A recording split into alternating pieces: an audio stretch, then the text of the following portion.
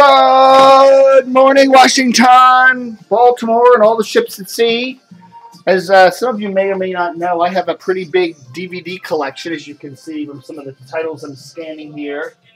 They see them and see them. And over here, a whole bunch of things. And then I got more over there, as you can see in that cabinet. And then I got, tripping over myself here. More over there, up in that cat, way up there along the wall, and way around the corner there, and down there, and over there. And got a huge amount of them. And I'm a huge I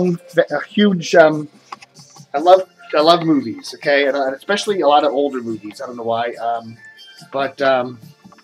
Anyhow, So I was going to do a special for some of you on these Sundays, because there's not a lot of big media news on Sundays.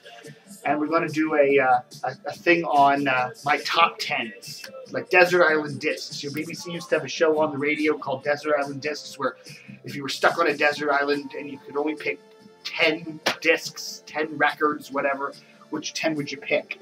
Well, I'm going to do that at successive Sundays here with music, CDs, records, whatever, with television shows, and today with movies. So I picked out my 10. If I had to go on a desert island today with, say, a portable DVD player, and I could only pick 10 movies, the 10 best movies that I've ever seen, what would I pick? Okay, now first of all, I want to tell you that if you asked me this tomorrow, I'd probably pick some different movies. Okay, I do that all the time. I'll say, what are my 10 favorite movies? And then later in the week, I'll go, well, no, I've dropped that one off and put this one on. So it's a constant fluid thing. So as of 8:27 in the morning on Sunday, the 15th of May, I keep saying March, it's May.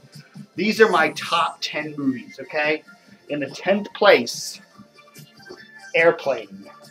I think this is probably, I watch this movie over and over and over again. I know all the jokes. Don't call me Cheryl.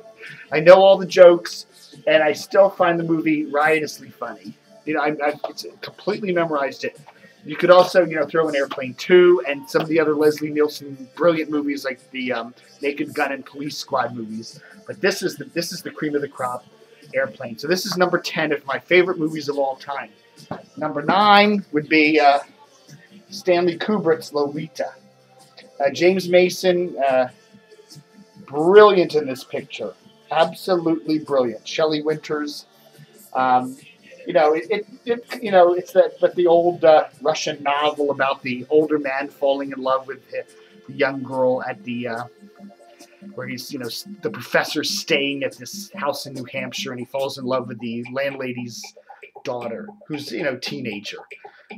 Brilliant movie. And this is, I think they did a remake of this somewhere down the line, but this old black and white movie from the early 60s, mid-60s is still the best. I love it. Peter Sellers, one of his more brilliant performances in it. Number 8, Pillow Talk. Again, I think the Rock Hudson, Doris Day comedies, I watch them all the time, and they never fail to lift my spirits, and this is the best. And the first, Pillow Talk, magnificent movie. And, a lot of people dismiss comedians as, hey, they're not really actors. I think it's probably harder to do really good movie comedy than probably anything else. You can be right on the money with your comedy, and it doesn't work. For some inevitable reason, for some crazy psychic reason, it does or it doesn't work. And this movie, which is widescreen, beautiful look to this movie, love it all the time. A really nice feel to this. Okay, so that's our number 8 movie. Number 7, Double Indemnity, one of the greatest film noir movies. A lot of my favorite movies are film noir movies, those dark movies that were filmed in the 40s and 50s where you had the femme fatale and the evil woman who brings down the kind of dopey man, so to speak. But I think this is probably the best of the best of film noir. Fred MacMurray, Barbara Stanwyck, absolutely brilliant. If you haven't watched this and you're in for those, catch it next time it's on TCM. Okay, let's see, number 6. Had to pick the best of the James Bonds. I love all the Sean Connery ones. I love all the James Bond movies, but the Sean Connery ones are the cream of the crop, and Goldfinger is probably the best of the best. Just brilliant movie. Everything's brilliant about it. Do check it out. If you, and I got my copy here on Blu-ray. Number 5, my import, Wings of Desire. I mean, this movie just touches your soul like no other movie ever does. It's about angels in Berlin back in the 1980s who basically become human and touch people. And it's probably the most spiritual movie I have ever seen. It's got the Peter Falk of Columbo fame in it, and it blinks. It's not really, if you're not really into foreign movies, this is a pretty good one to catch because you don't like to read subtitles. This one bounces back and forth between German and English, so there's quite a lot of English in it. So yeah, even though it is a German movie, you don't always have to read the subtitles, but it's magnificent. Wim Wenders, easily his best movie.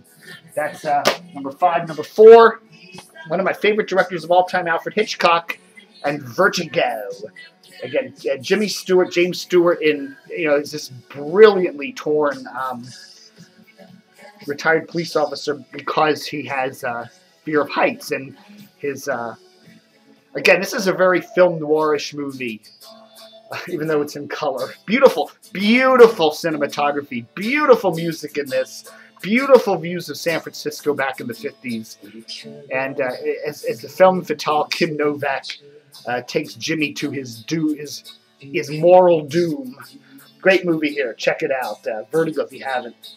Number 3, another one of my favorite directors, Woody Allen, and I think probably his best movie of all time, Manhattan. Black and white, beautiful views of New York. Gershwin music, magnificent acting. One of Meryl Streep's earlier movies. Funny, touching, magnificent. Yeah, there's nothing. There's absolutely, you can't find a fault in this movie.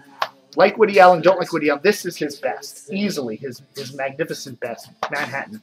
Number 2, the greatest sci-fi movie ever, 2001. And again, my Blu-ray copy of it here. I'm not so thrilled with the first 15 minutes of those apes throwing things around or whatever, but and the ending is just, it still blows your mind. If you're into using recreational drugs or adult beverages, this is the perfect movie to do that with.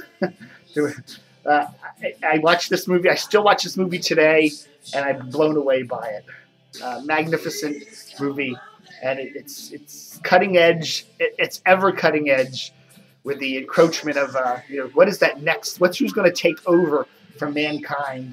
And it very well could be that little electronic thing that you're texting into.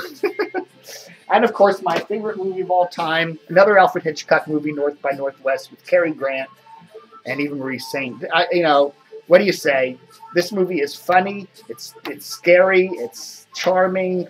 Brilliant music, brilliant everything in it. Cary Grant is he's pegged as being a murderer, and he has to run across the country to, da-da-da-da-da. I love this movie. I watch it all the time. The only thing is that one little minor technical glitch is the famous scene where he's being chased by the airplane there down the cornfield in Indiana.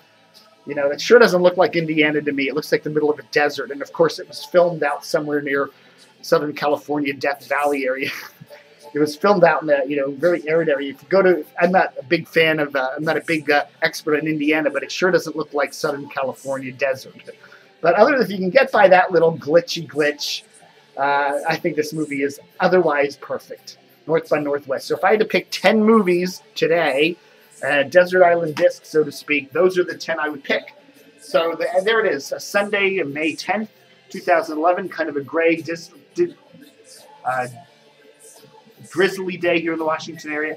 I'll be up in another Sunday with my top 10 TV show DVDs or whatever, and some of my top 10 records and CDs, so stay tuned. And don't forget to, as I say, stay tuned, as Love and Rockets play in the background there. No new tale to tell.